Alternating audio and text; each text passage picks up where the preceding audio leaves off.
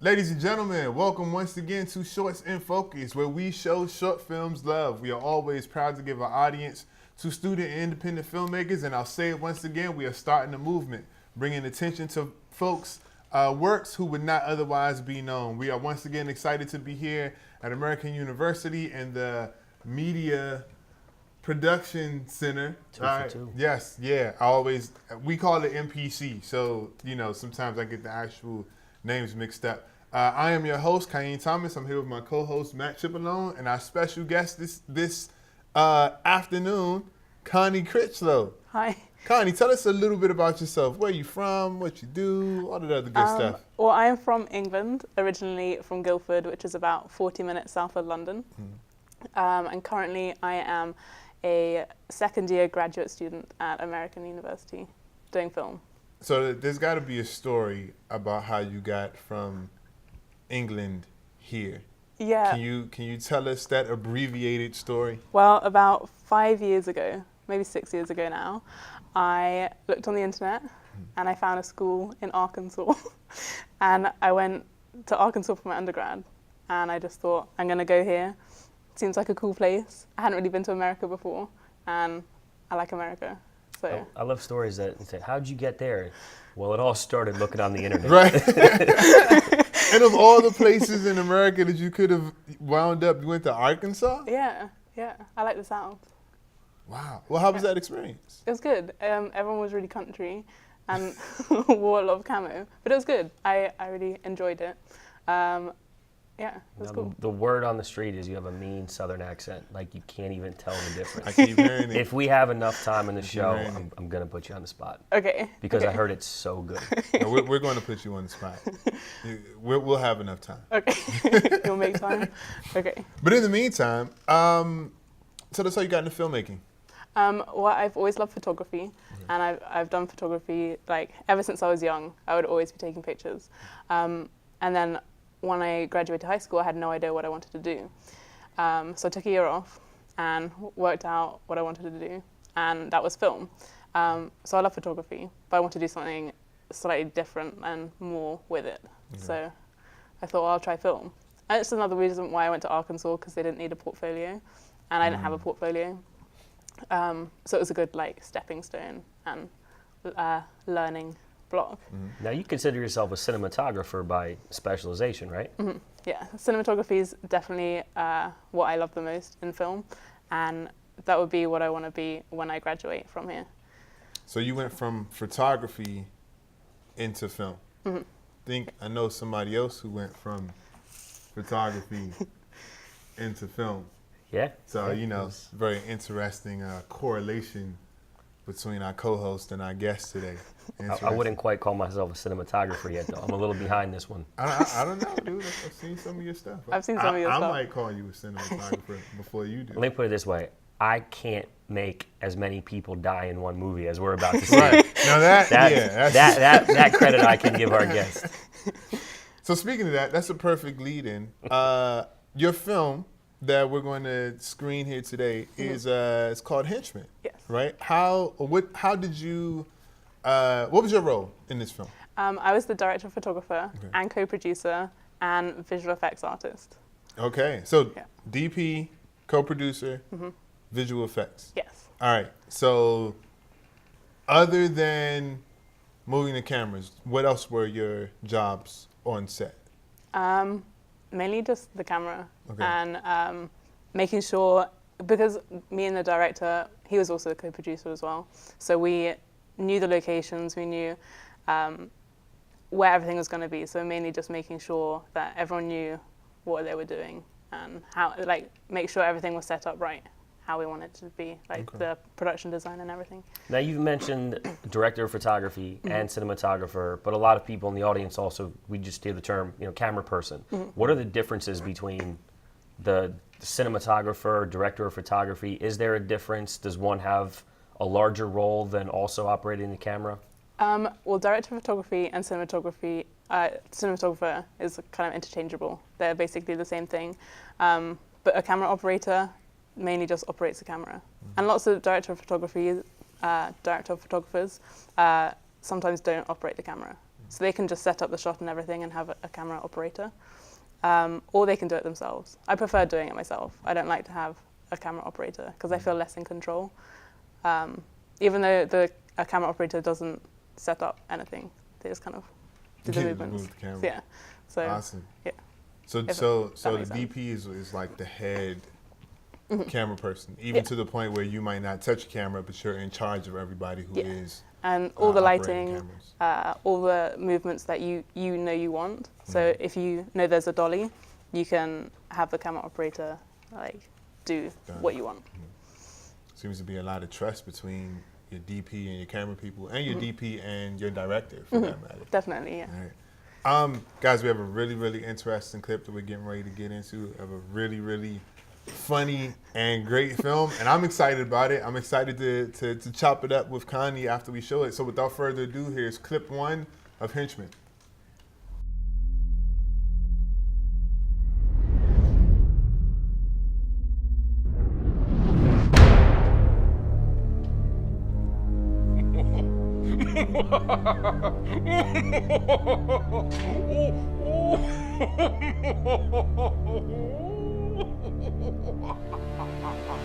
Welcome back, Agent Stone. I am delighted to see you again. Yes, of course, Maddox, yeah. It's so nice to see you and your little fluffy girlfriend again. And look who has joined us. The lovely Lillian King. Oh, I have something special planned for you. Oh, Touch me again, and I'll shove that rabbit straight up your ass. it's kiwi. No, wait. Spicy lime. You are a feisty one. But no matter. After I have killed the president, the world will crumble into my hands after I... Launch nukes on every major capital in the world. Again? Come on, man. What happened last time? Silence! Yeah. This is not concern of yours. No, your only concern should be of your very imminent death. Bullshit! But hast disgusting! Who said that? Who said that? Knock it off, Kevin. I don't want you getting both of us killed. Was it you or you, Bonnie? Yeah, right. Bonnie? Maddox wouldn't hurt a fly. Bonnie says it with you. Nobody'd probably talk it to death. You're an idiot, Griffin. We've been working for him for what, 3 years? Has he killed any of us? No. Exactly. Why doesn't he just kill him already? I'm sick and tired of this shit.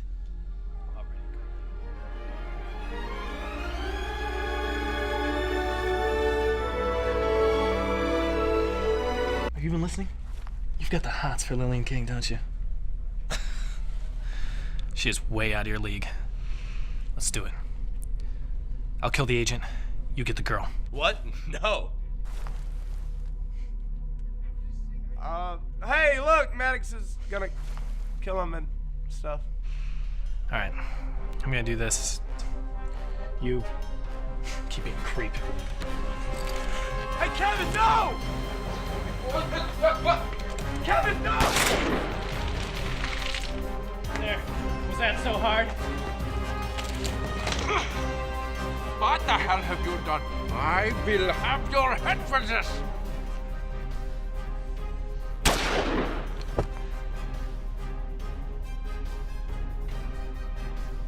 Is there anybody else?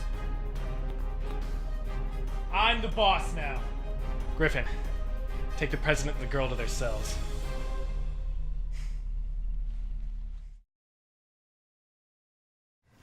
We love this. We couldn't wait to talk to you about it. One, that we know you and you're responsible for all of this death and destruction. You know, with all over the place. with that smile, and that, we're just getting warmed up in this film because we've gotten to see it ahead of time. But it also reminds us, we feel like there's bits and pieces of other action movies and other comedies all woven into this beginning. Mm-hmm. It seems like a tribute to lots of different scenes that we feel like we've seen before. So what were some of the scenes that influenced how you came up with this theme and especially this beginning? Well, definitely, the the whole film is basically a mixture of James Bond and Austin Powers, and a spoof of that, and sort of going to the extreme of action movies. So that's kind of what inspired us. What was the question again? I'm sorry. Just we wanted to know what different movies were pulled together. Okay. You know, from movies that you've really been inspired by to kind of weave together that scene that we just saw. Yeah, mainly just like Austin Powers. That was a really big influence. I definitely got the Austin Powers vibe from it. I know, like, the first time I saw it, I was like, yeah, this is definitely playing on the, you know, the world domination, the completely wacky, you know, villain and things like that. But I like the twist, you know, with bringing the henchman in and making the henchman put him in the forefront, right? As opposed to just, you know, sticking with your stereotypical hero and villain. There seem to be a lot of moving parts, right, to this. And I know that you were the director of photography, but there was another person who actually directed it. How close did you two work in order to get this done? Because, I mean, you had your henchmen, you had, you know, all your other characters, you had a lot of action, you know, some of which we've seen and some of which we will see. How closely did you guys work? Oh, so close. Like, every single scene we went through, we looked at together.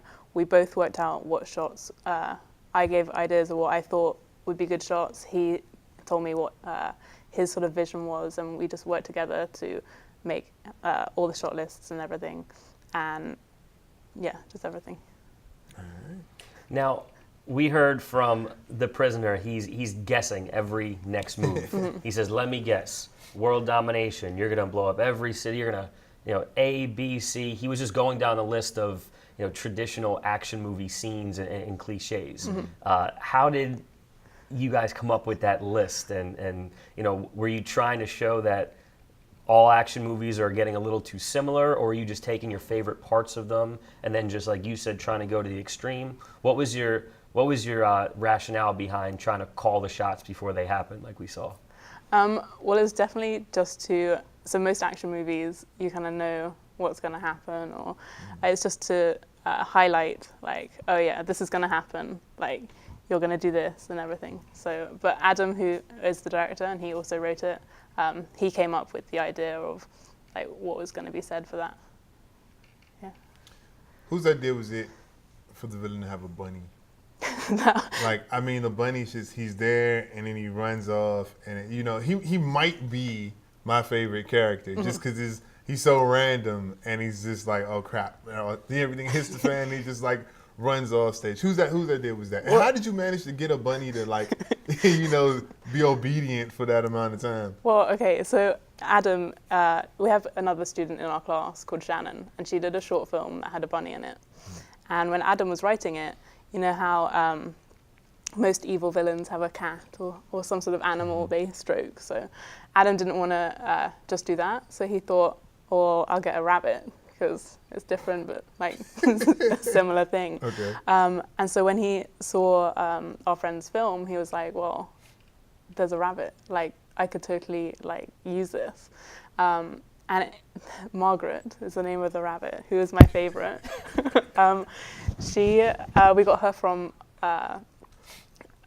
it's called a rabbit tree.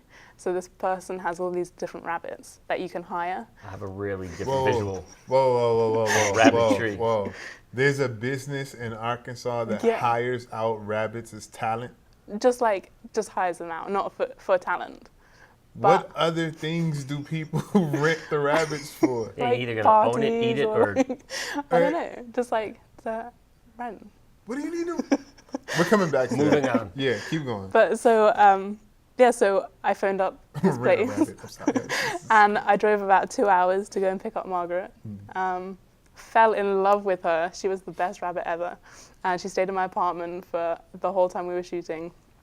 And she came to set about 2 days while we shot that scene, because he was like holding her and stuff.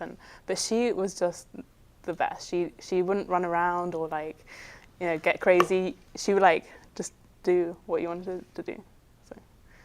So, did you have to take her back? Yeah. When it was over? Yeah. So. it was a teary goodbye. Right. Yeah, she was being sold. for the person who owns the rabbit tree was selling her, and I really wanted to buy her, but I lived on university campus housing, so I couldn't And buy you her. couldn't have a pet. Yeah, so that was sad. But Margaret's out there. All right, She- you plan to find her? Yeah. All right. So let's get to the part you're in charge of. Some of the special effects. I mean, we've already seen people getting shot here. What goes into one of those scenes? I mean, is that an easy special effect? Is that actually, an afternoon's worth of work just to pull off a gunshot and blood? What are we working with when we see stuff like that? Well, I'd never done gun special effects before. Wow. So it was, well, Pretty impressive. there were lots of visual effects artists. There's only like a few in Arkansas, and they wanted a lot of money to do the effects. So it wasn't in our budget to hire someone or spend that amount on that. So I said to Adam, I'll just do it. I kind of, while I was doing it, I kind of regretted saying, oh yeah, I'll just do it. But it was really good learning experience. So for the shot where he gets shot in the head and the blood goes back, that was actually, we actually shot that on set, and there was fake blood and like a fake gun wound here. So we had the gun cover the wound, so you couldn't see it, and then when he recalled it back, you would see the shot. And Got then it. we had someone with a pump, and the blood would shoot up. So at the time he got shot, we'd have the blood splatter. Nice. But then the other one, where the Dr. Maddox is shot, that was all done on the computer, and that's what I did. So it's basically just going through each frame, and there's like different smoke and blood splatters you can get, and you just have to do it in After Effects and go through each frame and move the blood splatter so that it will look like So it's it looks flying. real. Yeah. See, now I'm gonna have to go back and look at it again and compare like when the first guy was shot versus when the second guy is shot. Because I mean, people don't just get like killed in this movie; they get like demolished. Yeah. I mean, the first guy's like pow, and the whole the blood splatters out, and then the villain's like pow, and the back of his head gets Yeah. blown off. Like these are very intentional, like gruesome deaths. Which is cool as hell. I think, because as Matt mentioned, like we both know you, and like we would not pair like Connie with like, let's set up this extremely bloody, horrific scene and just film it and see where it goes. Like, Do you get this every time you show someone this? They're like, I thought I knew you. Right. Like, I know, Where the yeah. hell did this all come from? But I'm also like a big Shaun of the Dead fan, Okay. and that has a lot of like kind of gruesome stuff, or Hot Fuzz as well. So that better not have been me. that's kind of where I kind of envisioned a lot of the things from too. But the first gunshot where you see it all splattered, that's the only thing we did we shot on set. Everything else was all visual effects. So all the rest of the gunshots, Yeah. which we will see You'll see in later. just a Yeah, second, Yeah. are all Or- special effects. Yeah. Okay. And I'll talk about when we get to it. Okay. The next So we're going to run the second clip from Henchman, where you're going to see a lot of the special effects that Connie's talking about. When we come back, we'll have the opportunity to discuss them and many other things. So, without further ado, here's clip 2 from Henchman. Sorry about my friend back there. He's a bit of an asshole.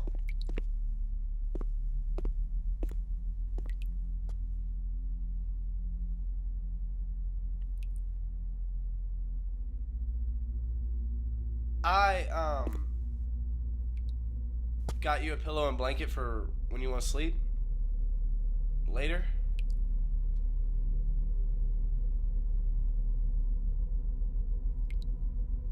Unfortunately, I gotta lock you up.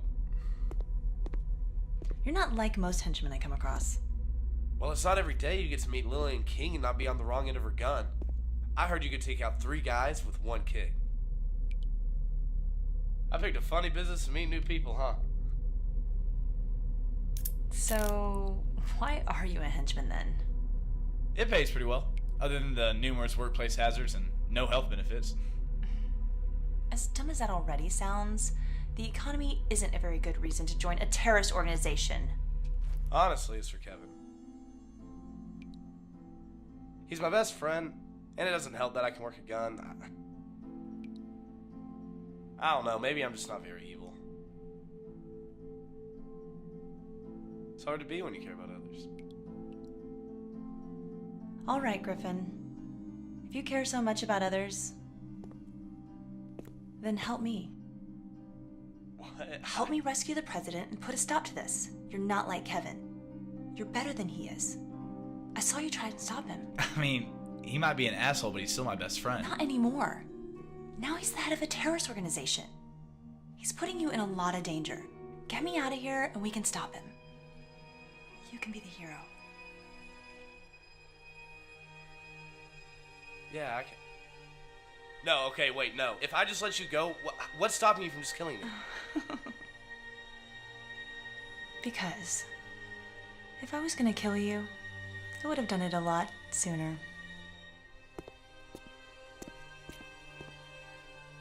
Mr. Vice President, in approximately 1 hour, I will kill the president and launch nuclear weapons on every... I'm sorry. Who are you? And where is Dr. Maddox? I told you already. I killed him. Why does nobody believe me? Son, you just don't look that threatening. I'll show you threatening. Bring me the president. What? Where is he? Go get him! Idiots! Griffin.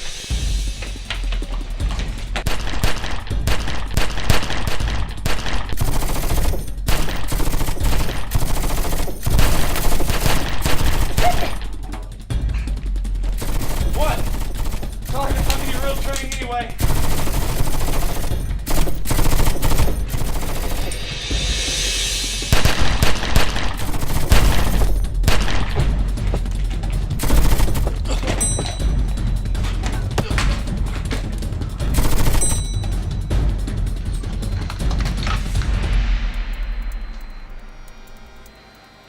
Get out!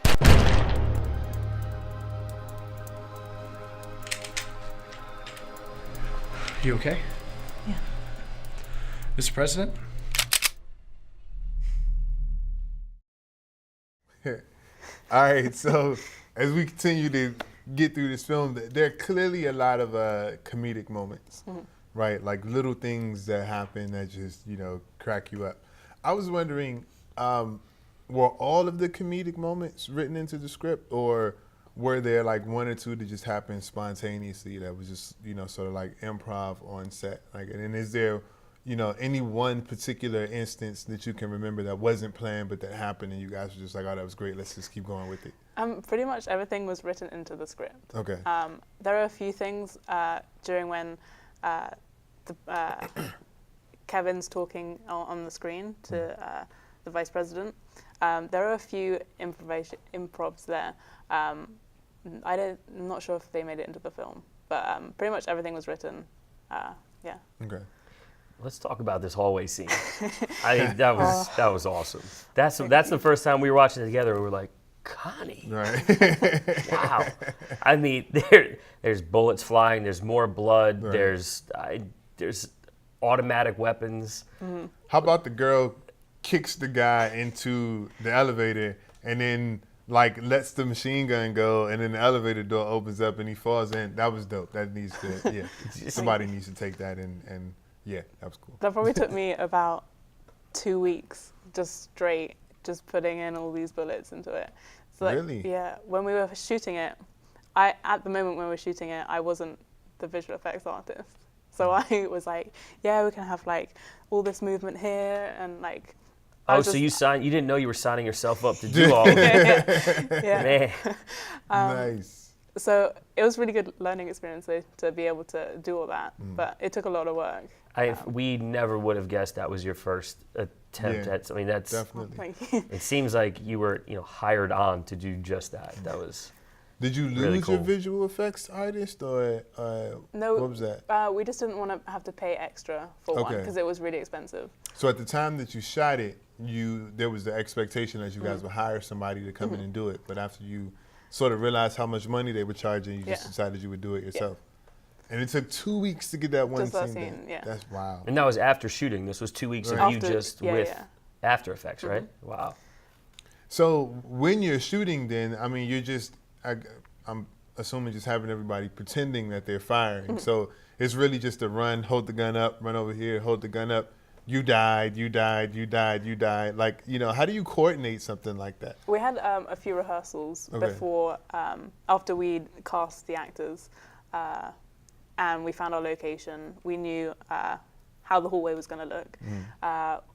Adam, we had a stunt coordinator as well. He worked with him to work out the different moves of like when someone's going to kick someone else, like what it should actually look like. So Adam worked with the stunt coordinator, worked out exactly how everything was going to be, all the different actions and everything. And then after we did that, we worked out how we were going to film it. So we knew where everyone was going to be. And then me and Adam coordinated together of how we're actually going to do the different shots. Wow. How long did the rehearsals take? We did a good 2 weeks probably of rehearsals. Wow. For just that scene itself, or for the entire shoot? Yeah. Now you wore all these different hats in this movie. You've played at least 3 roles now behind the scenes. Right. What was your most fun part of all of it? The planning, the photography piece, the strategy, or just getting all these people killed? What did you enjoy the most? It was all fun. At first I was like, I just want to be DP, and then I ended up being co-producer, and that was actually really fun going around different locations. We went to an airport to see if we could film there, and just driving around, seeing what we can find, and getting the rabbit. That was also fun. Margaret, right? Margaret, yeah. It was all fun, and then learning how to do lots of the visual effects was also fun. Now, did you stay looking for visual effects jobs after that? Is it something that you wanted to kind of hone your craft on, or was that enough depth for the rest of your career? If someone wanted me to do it, I'd do it, but I wouldn't go out and look for it. Yeah. So. I mean, they look pretty good. Thank you. You know, I mean, it's definitely something I don't feel like you should, like, just throw to the side. You know, if that was your first time, Lord knows you're on a high, you know, very steep trajectory in terms of like how good you can be at that. So, but your first love is cinematography. Yeah, definitely. Right. Definitely. So you're perfecting that craft while you're here. That's awesome. That's awesome. I know we talked about how closely you worked with the DP. Was there anything in the film that was strictly your idea, or was everything just pre-planned? Do you mean like shot-wise, or? Yeah, like shot-wise, even, you know, in terms of blocking, like anything in the film that you as DP, you know, sort of made the call on, and so when you see it play out, you're like, yeah, that was my decision to have that happen. Yeah, the scene in the beginning when all the henchmen are standing together, there's a dolly shot in and out, and I said to Adam that I really liked the dolly shot out, so we did that. So you kept the dolly? Yeah. All right. Cool. But everything else was pretty much planned. We discussed it all. Yeah. Now, for a cinematographer, you have to really be inspired by people's styles. You know, we asked about the action and the comedy, but just strictly from like a photographer's background perspective, what are some movies or cinematographers that, you know, the audience might recognize that kind of influenced you wanting to be a cinematographer, and how you envision your different approaches to movies? Well, definitely Roger Deakins is one of my favorite cinematographers.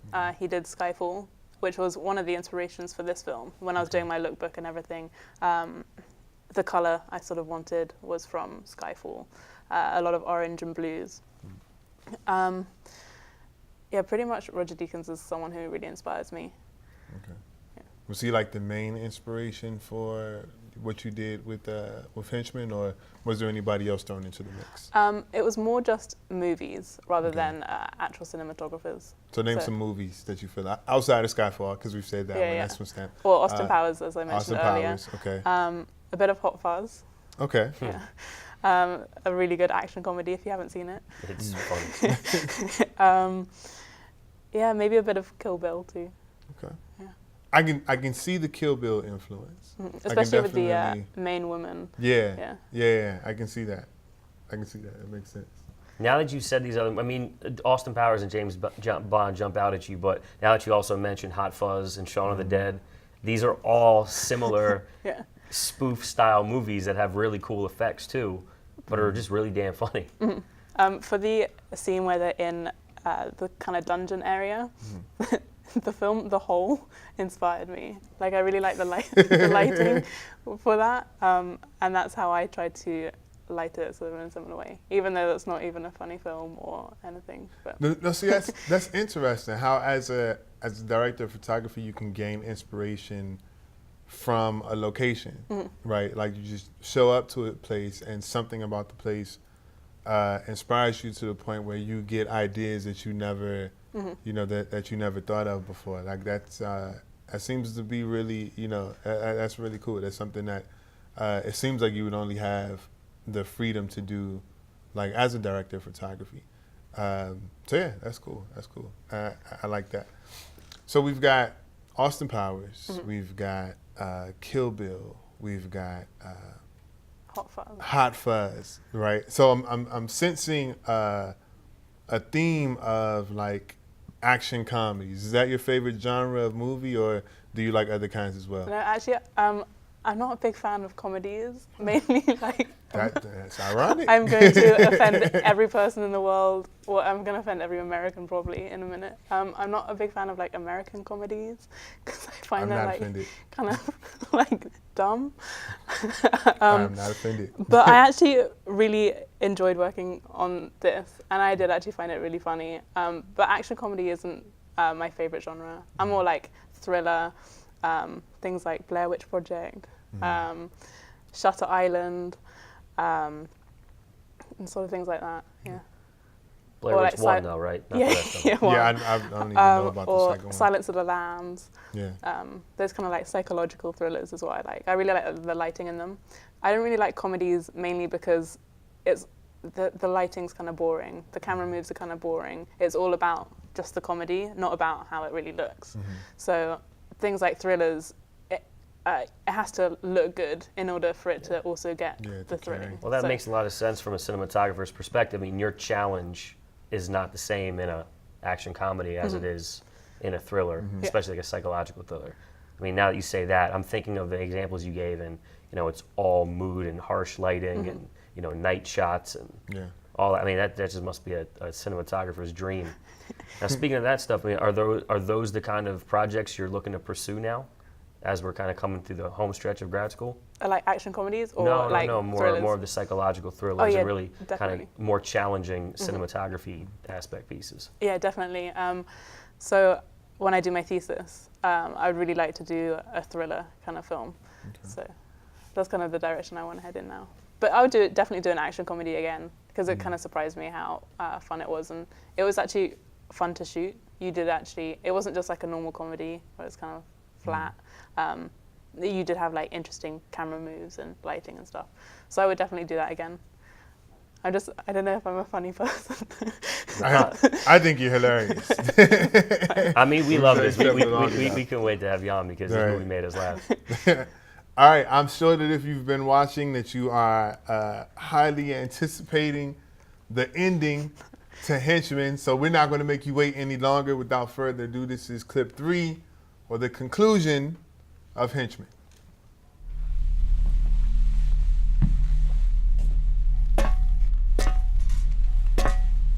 Well, well, well. I thought you were my friend. Instead, I find you already whipped by your new little girlfriend. This is your fault, Kevin. Just give it up. You don't know what it takes to be a terrorist. Of course I do. I don't fall for the same crap Maddox did. Really? What are you doing right now? You're lecturing us. They got troops coming here to destroy the whole place. If the military comes, then I'll blow the entire place to You don't pieces. have the fucking balls. Silence! This is different. It's personal now. Guards, bring the girl to me. Don't even think about it.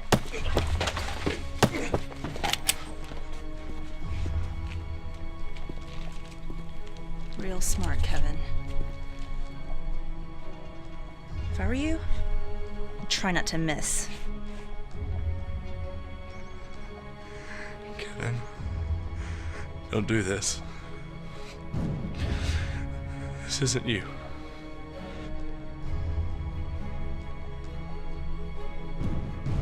Maybe. Maybe not. But this This is your fault.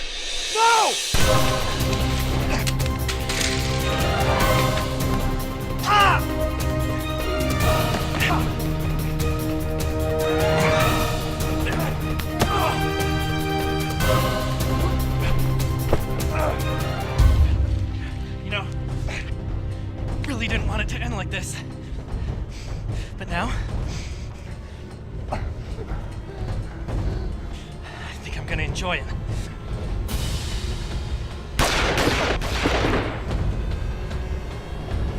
Not so fast, Lillian! With this knife right in his head.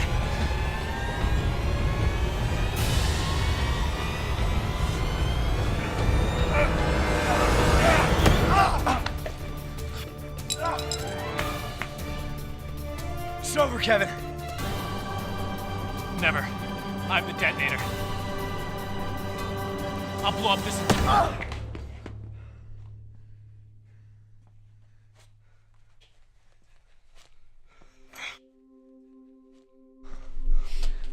Are you okay?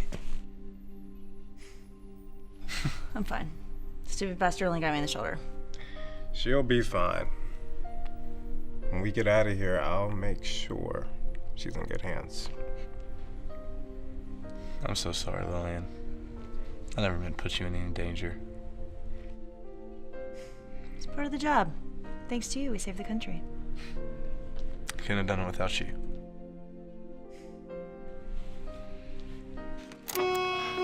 Attention. Come on, Self-destruct let's go. sequence initiated. Attention. Self-destruct sequence initiated.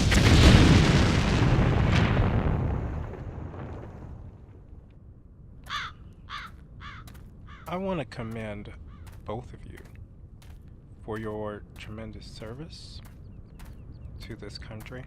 Happy to be of service. You were pretty good back there, Griffin.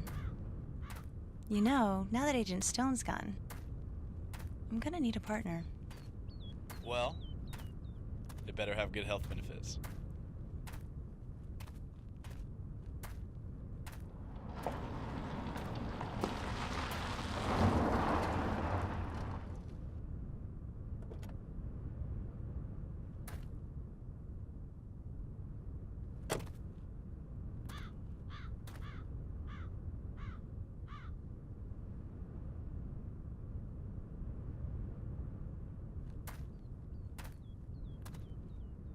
Excellent work, Agent King. And who's that? I was expecting Agent Stone to be with you. Osiris. Last time I saw you, I hurled you out of a plane without a chute. And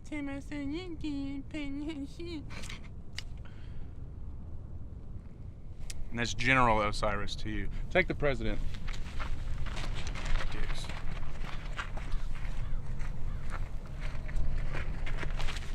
You know this guy? He used to be my boss. I thought Stone and I killed him years ago. Well, let's finish the job. You're not like most henchmen I come across.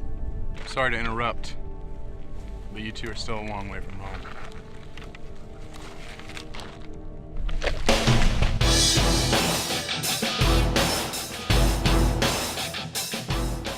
First of all, congratulations on a great movie. Yeah, it was now that we've seen the very ending, we loved it. entertaining. But I do have to ask, my favorite part, and I don't know if how scripted it was. We obviously know he likes the girl. Next thing we know, the president, sweet talking her, saying how she'll be in good hands. And you think, oh, that kid should have known they were together. 4 seconds later, those two are going in for a kiss. What the hell are we? What? Who was supposed to get her, and was that on purpose?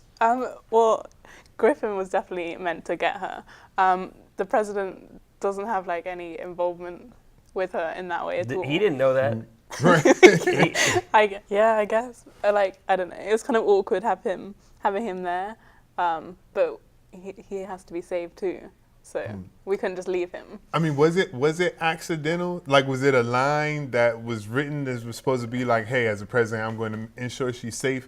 And how he delivered it, it just came across as sounding like, yeah, she's going to be in some really good hands. It was more like, I'm the president, like, she's going to be safe. Okay. But it kind of came out accidentally, like, the way Yeah. It did kind of. written- It came out. Yeah. He He definitely gave a pimp vibe to it, you know. Speaking like a smooth, salty. Speaking of which, he sounds like Barack Obama. Like, was that on purpose? You know, like, for one, he sounds like Barack Obama. Two, he's got like 2 lines in the whole movie. Like, he's just this black president that's just like set dressing throughout like all of this action. Like, how did that happen? Well, originally he wasn't written to the script as like a black president. We weren't intending for that. But when we had our auditions, he was the best. He gave the best 2 actor. lines? Yeah, he gave the best 2 lines. The best So line and a half. we were like, we have to have this guy, and so it was just like a coincidence that he happened to be like Barack Obama. That was. Yeah, I don't. So that's interesting though. So it could have very easily been another person who had not, you know, brought that much to the role. But it's interesting because had he not added what he added to the role, I doubt if we'd even be talking about the president. Like it was because he had so few lines. It would have been very easy for him to just sort of fade into the background and be an uninteresting character. But even in those 2 lines that he had, is like. All right, who is this guy? Where did he come from? I love it. I love the fact that kid saw that, then still had the balls in front of the president to go in for the kiss. It was great. I mean, that was awesome. Yeah, he definitely set himself apart. So, the last scene, the guy just got the car. It seems like it's set up for Henchman 2. Does it seem like, you know, there's a Henchman 2 anywhere in the future? I would really like there to be a Henchman 2. Really? I have talked to Adam and I said that that we have to make a Henchman 2. We have this kind of cliffhanger. We have this guy who's just come in at the end, who used to be Lillian's boss, who she tried to kill ages ago, and now he's come back. She thought he was dead. He's come back. So we also have Margaret the rabbit. Right. Don't know what happened. Where's the rabbit? Like, is she still alive? We don't know. There's a whole lot of gunfire going around, man. You know, did she make it out alive? I like to think she made it out alive and will be in Henchman 2. Right. Another Henchman. pet to another quirky villain. Yeah.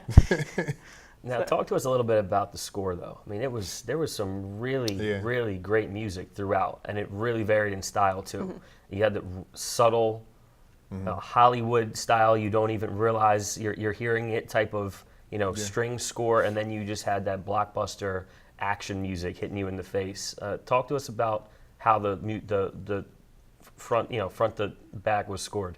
Well, Adam, who was the director and the writer, he actually did the whole score. Wow. He found like royalty-free music, but then changed it to fit the sort of tone we wanted. Wow, that is impressive. So yeah, it turned out really well. That is really impressive. I mean, that was really good music that was laid over that. Wow, that's cool. So what is he doing now? Do you know? He's just graduated from the same program I was in Arkansas. I think he's doing a few editing jobs around. He might move to New York soon. So that's cool. Yeah, between you and him, I mean, that was a full crew's worth of different jobs. Yeah. Definitely. And also our production designer as well did a lot of work too. Yeah, that was just definitely building the set in the. We actually shot in our TV studio on our campus for the one where a lot of the evil stuff takes place. He set up like all these panels with different things on. So that was a lot of work.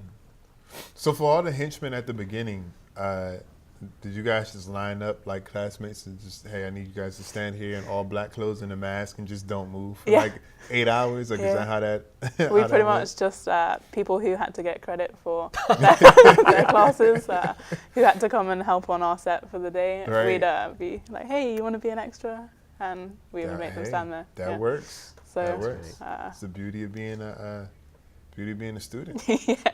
And then Adam was also in one of the scenes as a henchman, dressed in black. Yeah, I was about to say, you mentioned while the clip was playing that the guy who got punched by Lillian. I think it was Lillian. Yeah. She was the headbutt. I think the president punched the other one. So the president punched the director. Yeah, it was one of those two. I can't remember which one he was, but he, Which so was at some point, the director got knocked out. While he was wearing a helmet. On camera, right? Another classic movie cliche. Yeah. Good Lord. All right, so that's good to know. At some point, we'll need to freeze frame that and see if we can get a glimpse of the director. But that's impressive. And he also edited, correct? Yeah, he edited it as well. Yeah. Wrote, edited. Directed. That's what I'm saying. There was a whole crew between two people. Good Lord. It was a lot of work. Yeah. And music. I'm sure. It It was looked fun. like a lot of work. It was such a good experience, and yeah, I'm glad we did it. And hopefully, Henchman too.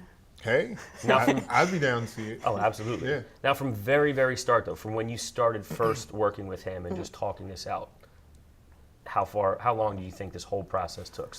It took from about October up until we finished finished editing right before our school's film festival, which was in April. Ooh. So October till April. Wow. From the very first concept all the way to the finish. How long did it take to shoot? We shot for 5 days. Okay. Yeah, every single day. For a long time. For an undergraduate, and this is a big project. Is this the biggest project you've been involved in so far?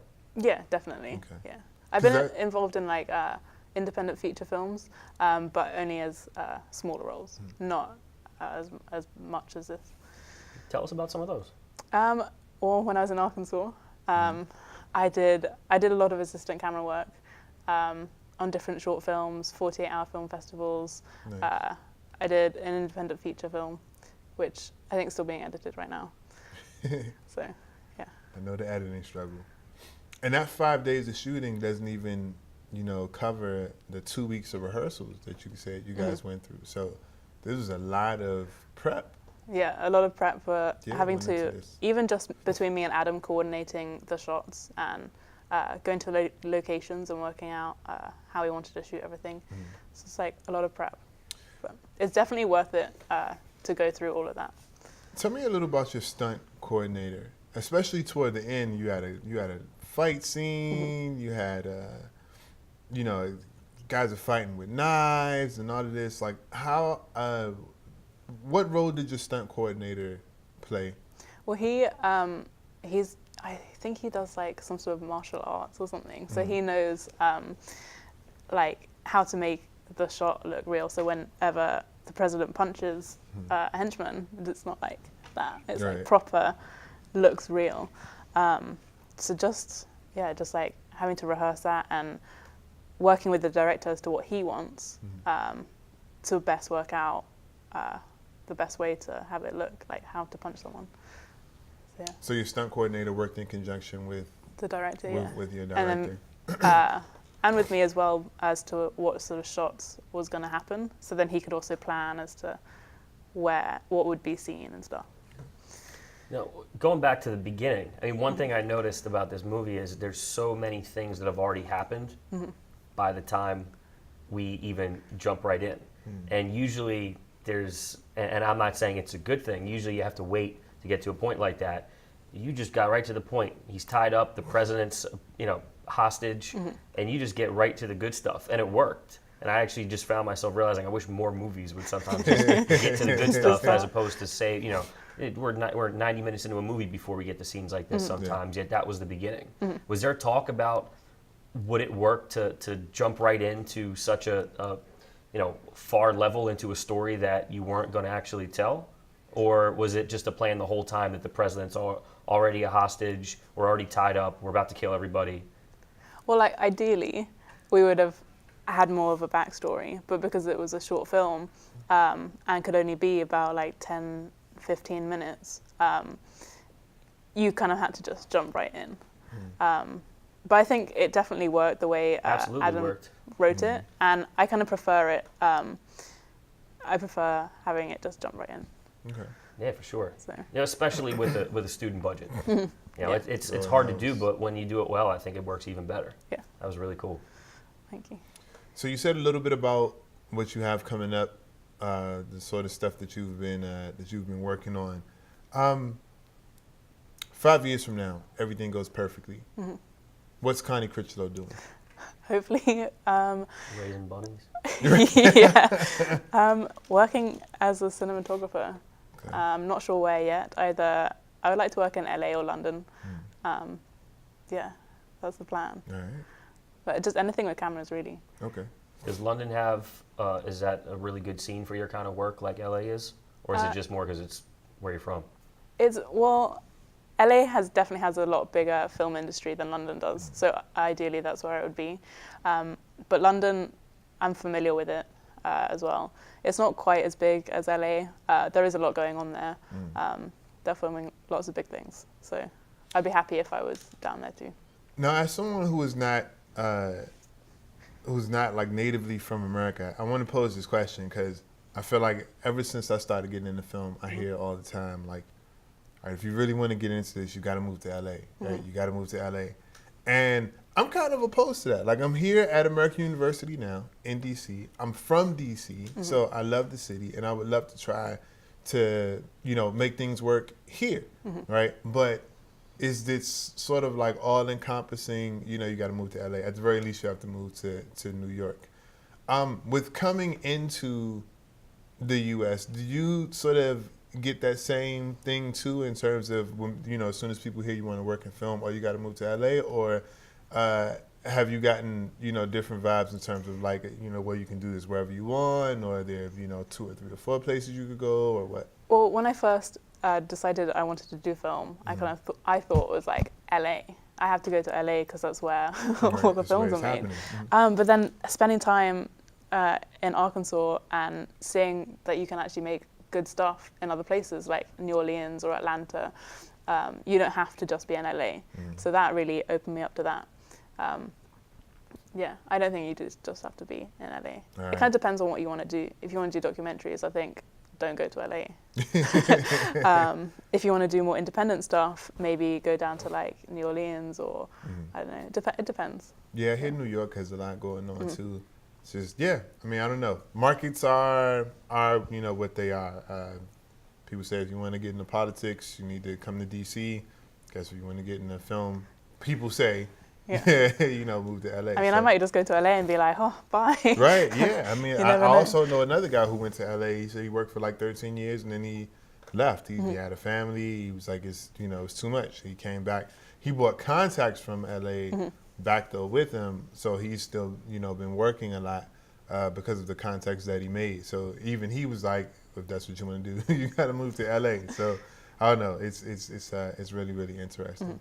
I've heard a lot of mixed things here, like just from being in America. I've heard lots of people saying you have to be in LA, but I've also heard lots of people saying you don't have to be. But in England, I feel like everyone's like LA is kind of the place. Yeah, let's make it work. Switch gears. Yeah. Biggest difference between people from the South and people in DC? Biggest difference. The accent is a big difference. The food's different. Everything's more sort of like Cajun down there. I've met people's personalities. You're skating around this question, but that's okay. People are really friendly in Arkansas. Like really friendly. Yeah. And then there's us. Cool. Right, all right. Yeah. Fair enough. Ladies and gentlemen, we want to thank you for tuning in to our episode today of Shorts in Focus. I want to thank my co-host, Matt Chipalone, and our guest, Connie Critchlow, and her piece, her project, Henchman. You can find us on any social media site, Facebook, Twitter, YouTube. Just type in Shorts in Focus. We're there. Also, if you want to submit to the show, please go to shortsinfocus.tv, click on submissions, and send us your work. We'd love to have you on. Thank you for helping us show short films love. We'll see you next time. Thank you, guys. If you want to be a guest like me on Shorts in Focus, submit your film to shortsinfocus.tv/submissions.